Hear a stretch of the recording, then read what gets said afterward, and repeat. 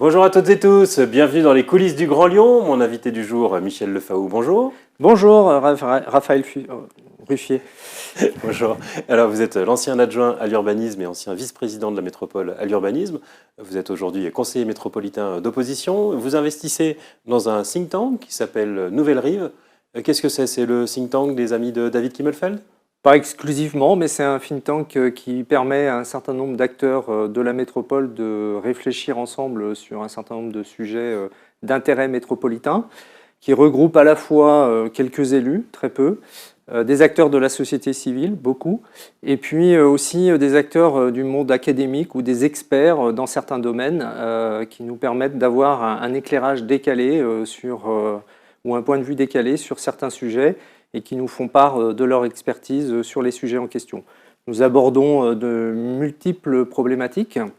Alors la dernière en date, peut-être sur laquelle vous étiez acteur, vous étiez invité, faut-il en finir avec la croissance urbaine de la métropole de Lyon? Et alors l'avenir que vous dessinez, c'est pas franchement réjouissant, c'est forêt d'immeubles de grande hauteur ou pavillon à perte de vue? Alors le sujet était un petit peu iconoclaste dans son intitulé, c'est pour montrer aussi un petit peu la complexité à laquelle nous sommes confrontés sur notre territoire. Le territoire de la métropole, c'est aujourd'hui 1,4 million d'habitants. C'est une croissance annuelle de l'ordre de 12 000 à 13 000 habitants supplémentaires qu'il faut accueillir sur notre territoire. Donc, en valeur absolue, sur une dizaine d'années, ça fait 120 000 habitants. C'est les trois quarts d'une ville comme celle de Villeurbanne. Donc, ça montre les enjeux auxquels nous allons être confrontés encore dans les années qui viennent. Et donc ça nécessite bien évidemment de poser ce sujet et de voir comment on l'aborde au regard des problématiques et des transitions auxquelles nous allons être confrontés dans les années, la transition climatique, la décarbonation de notre économie, les enjeux environnementaux d'une manière générale, mais tout en faisant en sorte que nous restions un territoire attractif sur le plan économique. Est-ce que c'est pas là d'ailleurs que c'est un peu joué la dernière élection? C'est-à-dire que vous défendez beaucoup le discours de l'attractivité et finalement, ce sont les écologistes qui ont gagné sur un discours qui ne met pas en avant l'attractivité, mais au contraire la qualité de vie, parce que peut-être les Lyonnais n'avaient pas envie de forêts d'immeubles ou de champs de pavillons à perte de vue. Les deux ne sont pas antinomiques. On peut à la fois avoir de l'attractivité économique, cibler le développement du territoire sur des domaines d'activité qui ont moins d'impact sur l'environnement et tout en développant aussi une qualité de vie au quotidien. Et la qualité de vie au quotidien, ce n'est pas uniquement des espaces verts, c'est aussi la qualité générale de la ville. Ce sont des commerces qui fonctionnent correctement, c'est un réseau de transport efficace, ce sont des aménités dans les quartiers, notamment au niveau des espaces publics qui sont bien organisés. Et la qualité de vie, ce n'est pas uniquement la présence d'un arbre devant sa fenêtre. Alors pour revenir sur ce débat, il y a 15 jours, l'actualité c'était le vote du nouveau PLUH Oui. au Conseil de la métropole.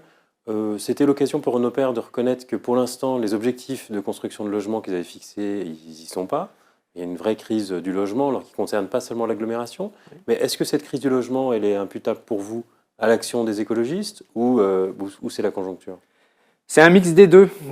C'est à la fois une question de conjoncture au niveau national, je pense qu'il faut être aussi honnête au regard de cet élément-là, qui est lié d'une part à une dureté de la disponibilité foncière sur tous les territoires métropolitains en France, sur aussi une augmentation mécanique des prix du logement, en tout cas ces dernières années.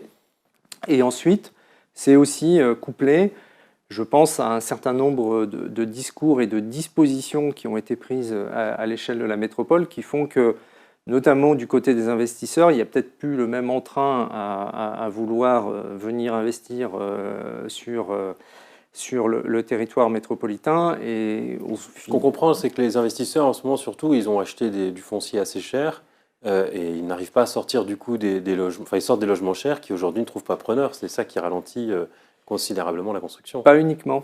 Il y a aussi, je pense, un discours ambiant sur toute cette question-là qui fait qu'un certain nombre d'acquéreurs, donc là je ne parle pas uniquement des investisseurs et des promoteurs, mais des gens qui achètent pour leur propre compte du logement, soit pour se loger eux-mêmes, soit pour éventuellement mettre en location, qui regardent à deux fois avant de franchir le pas. C'est l'encadrement des loyers qui vous paraît problématique. Alors l'encadrement des loyers est une des problématiques, ce n'est pas la seule. Ensuite, l'autre... C'est une expérimentation nationale, l'encadrement des loyers. C'est une expérimentation nationale Permise pour une par durée... Emmanuel Macron d'ailleurs. Oui, mais contre laquelle nous étions contre. Et nous avions exprimé notre point de vue en la matière. Et au regard de l'expérience qui est menée aujourd'hui et des premiers résultats, on peut se dire, est-ce qu'il était raisonnable de faire tout ça pour ça, au regard du résultat que ça produit? Pour l'instant, pas beaucoup de sanctions, c'est ça que vous voulez dire? D'une part, très peu de sanctions, et d'autre part, très peu de dossiers déposés auprès de la commission départementale de conciliation, qui est pilotée sous l'égide du préfet, et qui montre qu'en fait, il y a très peu de gens qui contestent leur loyer, enfin, qui comprennent qu'ils sont aujourd'hui dans un environnement où, pour pouvoir se loger, notamment sur Lyon intramuros, le niveau de loyer demandé est probablement est sûrement un peu plus élevé que la moyenne, mais on bénéficie aussi, en habitant par exemple sur Lyon, d'un certain nombre de services afférents à la qualité de la ville, la disponibilité des transports, d'un certain nombre de services publics, de l'accès à la culture et tout ça. Donc voilà, ça fait un ensemble, et donc il faut être aussi en position de pouvoir se positionner par rapport à tout ça. Dans les sujets aussi que vous avez contestés, il y a certaines reprises en main de certains projets, notamment l'ancien collège Morisset, au lieu d'immeubles qui étaient beaucoup privés, et puis à des prix assez élevés. Les écologistes ont voulu mettre l'accent sur le logement social et l'accession sociale à la propriété. Oui. Pour vous, ce n'est pas un bon choix?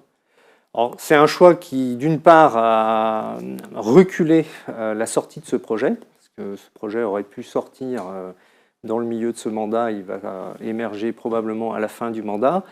Je pense qu'on a exagéré les positions et les prises de parole à l'égard de ce projet. Il y avait dans cet ensemble immobilier quelques logements à des niveaux de commercialisation qui étaient élevés, mais le reste était pour... Quand on dit élevé, c'est quand même plus de 7 000, voire jusqu'à 8 500 € le mètre carré. Il y avait 4 ou 5 logements au-delà des 8 000 €. Le reste était à la fois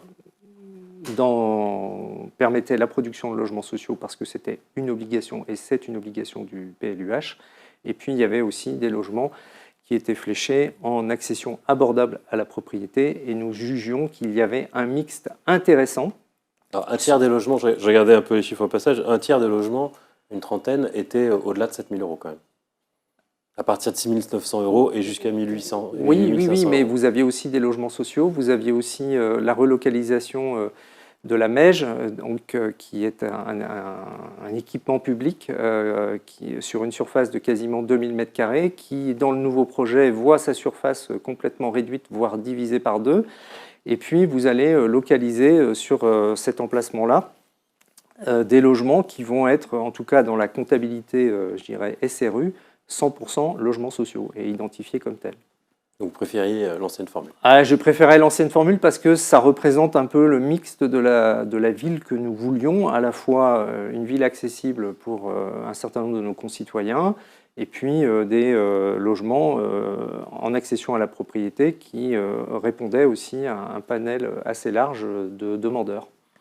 Autre sujet que vous avez contesté, c'était l'augmentation de la taxe d'aménagement majorée dans certains quartiers. Oui. Alors c'est une taxe, le taux est passé de 5 à 20% sur certains quartiers. Oui. C'est une taxe qui cherche, en fait, qui est destinée à faire financer par les nouveaux propriétaires l'aménagement public qui a permis la création de leurs immeubles. Alors ça concerne essentiellement le 7e arrondissement ou Villeurbanne.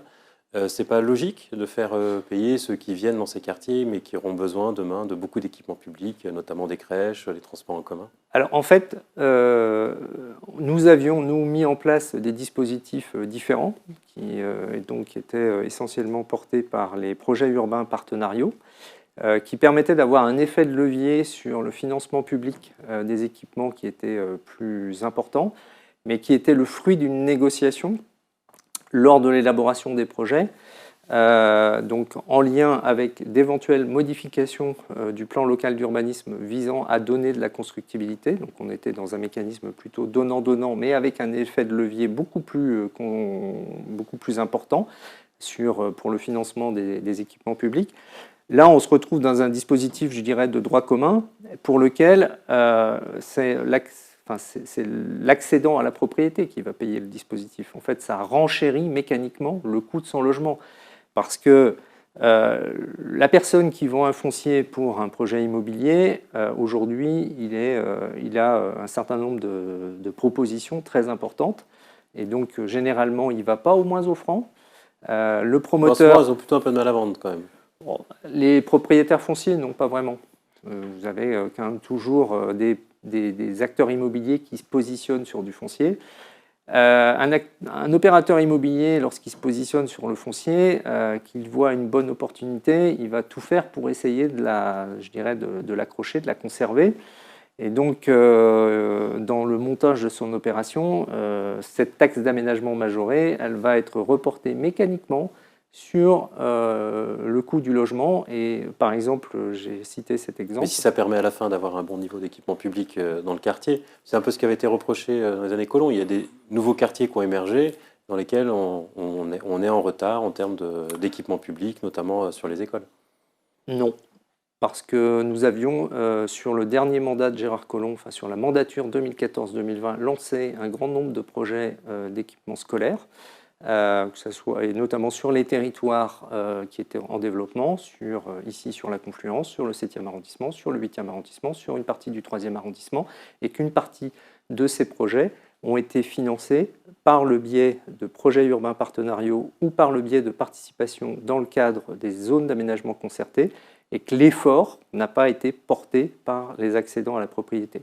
Là, on se retrouve en finale, en bout de chaîne, dans un dispositif où c'est l'accédant à la propriété qui va supporter ce surcroît de financement.